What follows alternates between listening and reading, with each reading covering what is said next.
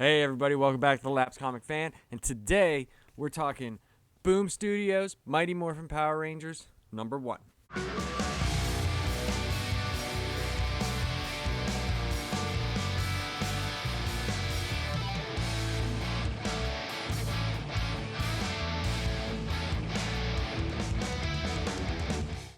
So, Power Rangers to me is very nostalgic. I used to watch the show. I was a little bit older than the age group it was made for, but I was really into martial arts, and I always loved superheroes, and I was always into Godzilla and any rubber suit type monster.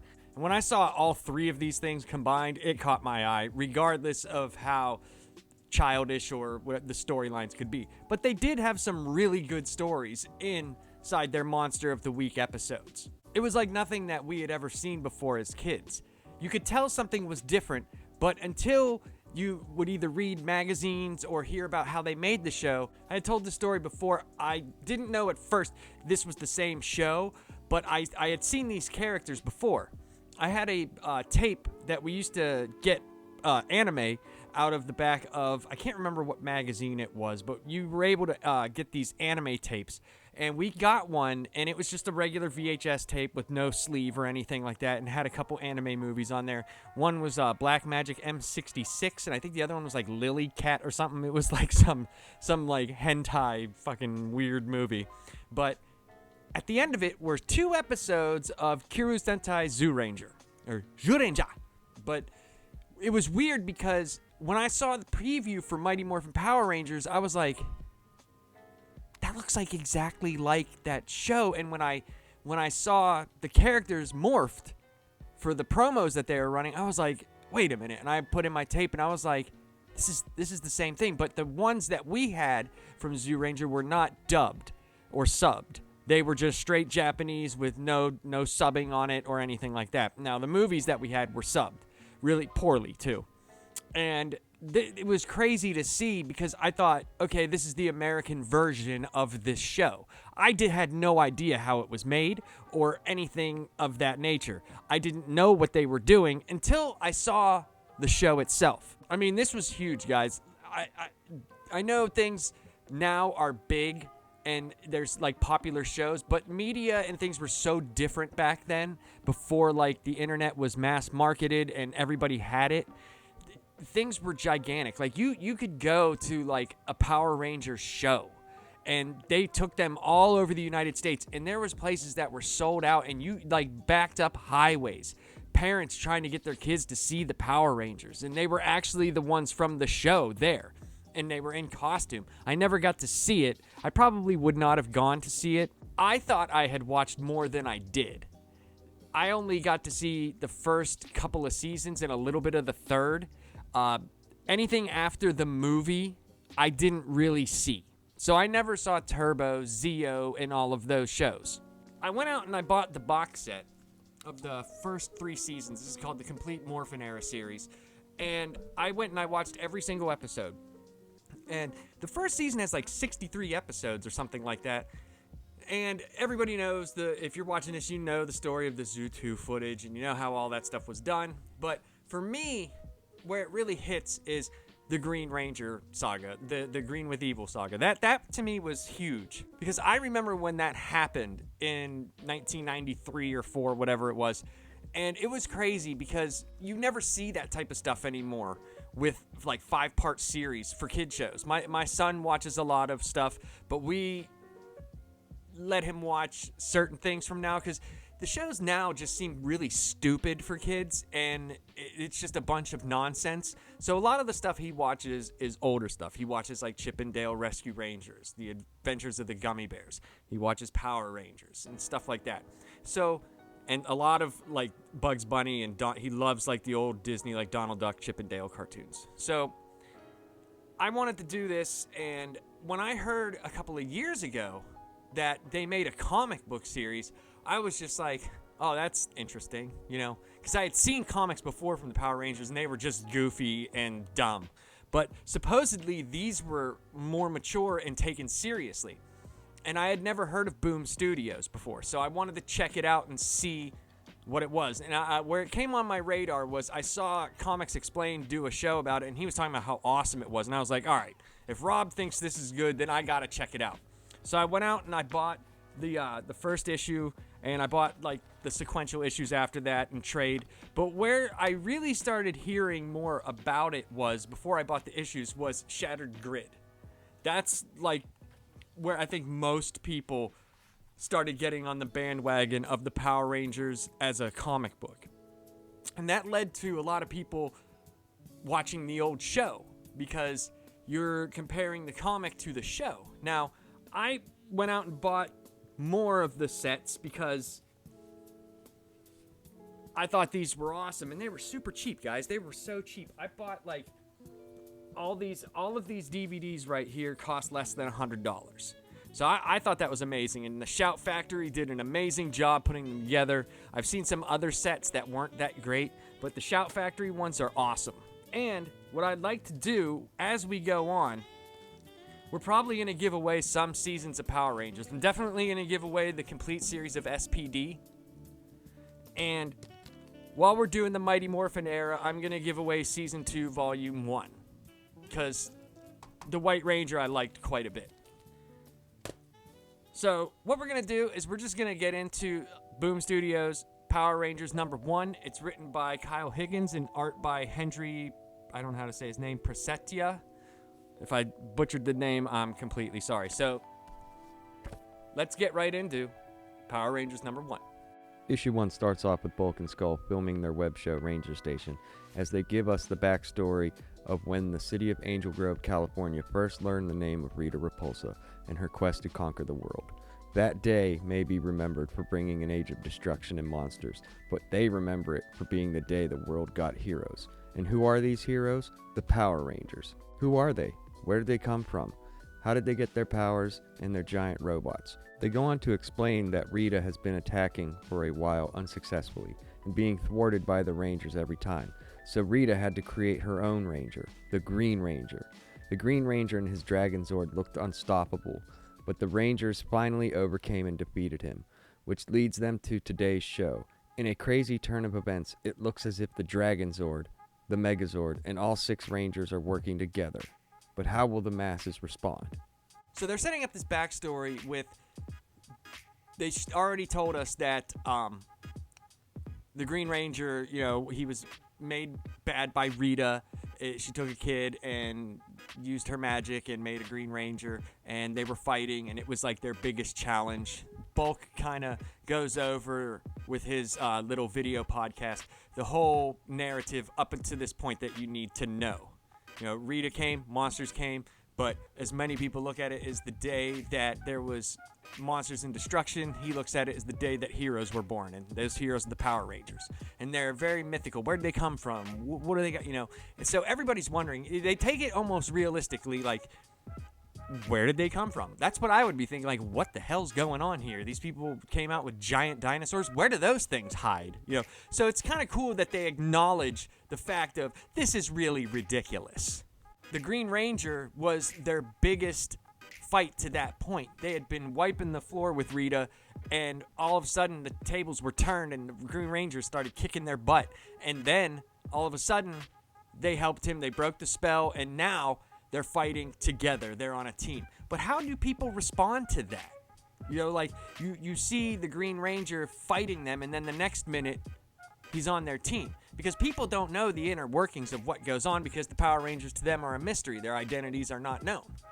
Bulk starts interviewing students about the Ranger's new teammate, and some of them are not so trusting of the Green Ranger, and think the other Rangers shouldn't be so trusting either, since there was an incident on a bridge, and they seem to think that the Dragon Zord had something to do with its destruction.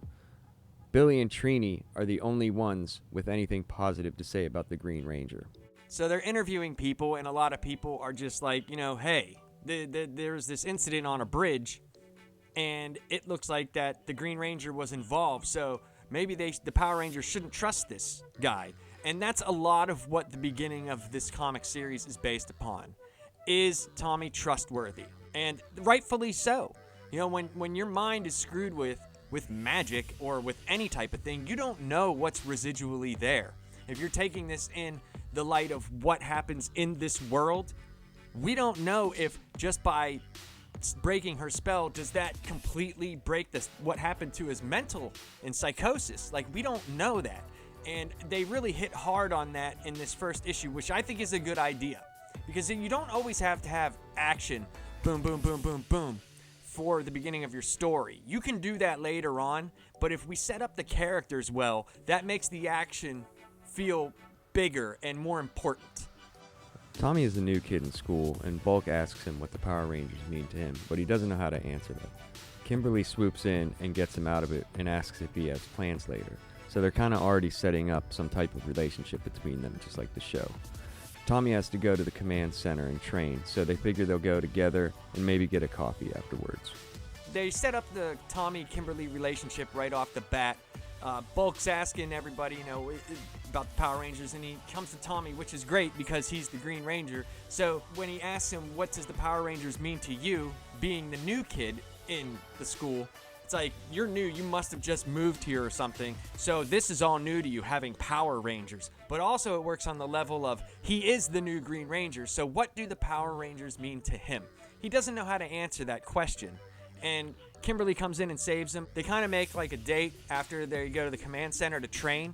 They're going to go out and get coffee. But I thought that was a really good way of showing the similarities between his out of Ranger life and his Ranger life. Because he's the new kid at school, he's also the new Ranger on the team.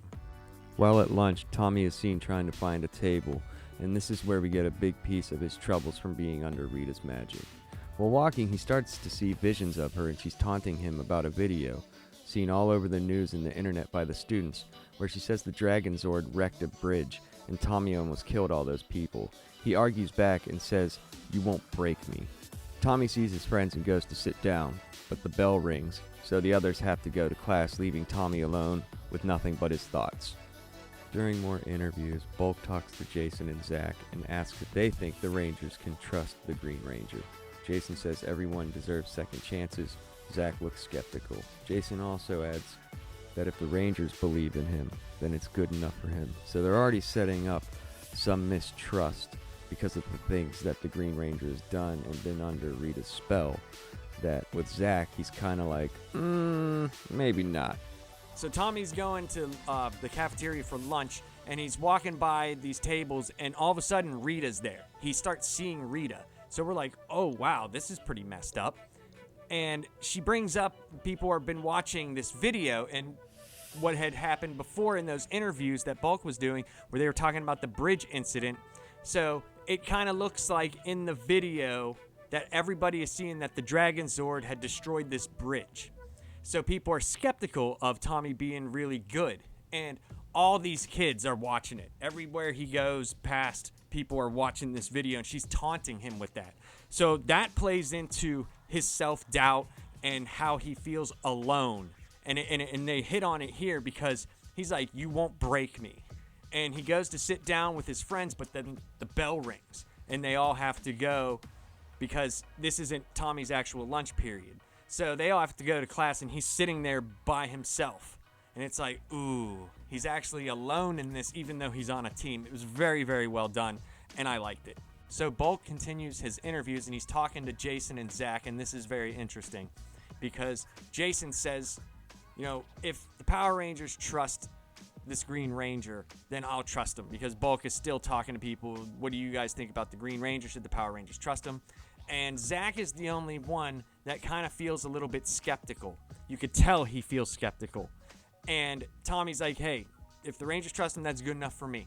So earlier in the comic, Zach and Jason got detention because Zach had been falling asleep in class. He's having some home problems, but they don't tell us what that is right now. So they're in detention, Jason and Zach Zach says, hey, did you really mean what you said earlier to Bulk, that, everybody deserves second chances? Yeah, Zordon trusts him, and, I feel we should, roll along with the flow. And Zach's kind of like, well, Zordon didn't even bring it up to us. He just kind of said, hey, you're on the team now, Green Ranger. And it's like, So he's the one that's being level-headed about it and looking at it from all angles.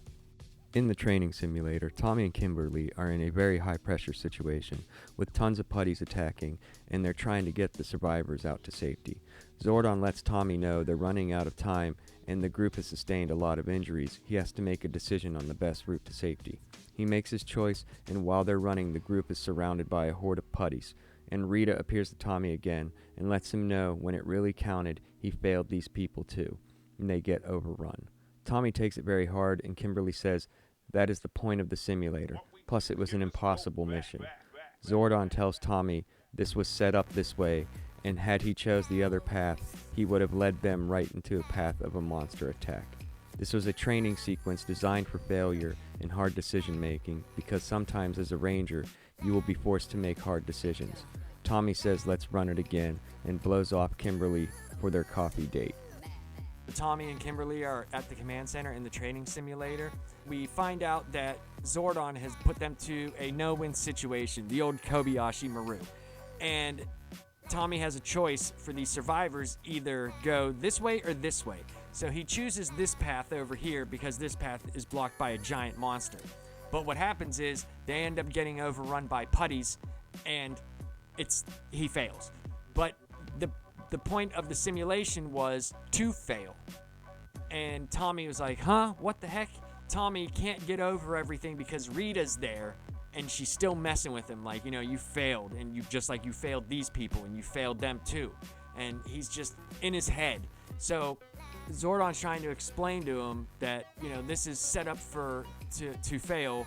You made the decision quickly, and that's what this was about. You succeeded in that aspect, but Tommy just can't get over it. And so when Kimberly's done and ready to go for their coffee date, he's like, I'll catch up with you. He's like, I'm gonna do this training again.